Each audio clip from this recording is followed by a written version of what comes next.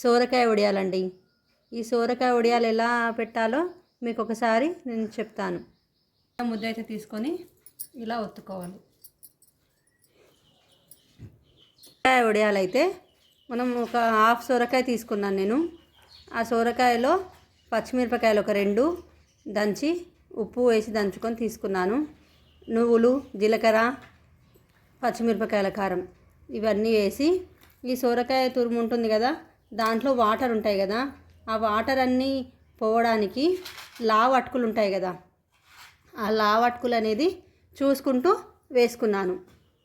వేసుకొని మొత్తం మిశ్రమం అంతా కలిసినాక దాన్ని పిండి మనము చపాతి పిండి ఎలా అయితే మంచిగా పిసుకుతామో దాన్ని అలా చేయాలి. చేసిన తర్వాత చిన్న ఉంట తీసుకొని ఇట్లా బాల్లాగా చుట్టుకొని దాన్ని అరిచేతి మధ్యలో పెట్టుకొని ఒత్తుకోవాలి. ఇవి 2 రోజులు ఆరిన తర్వాత నూనెలో డీప్ ఫ్రై చేస్తే సోరకాయలు వడియాలు రెడీ.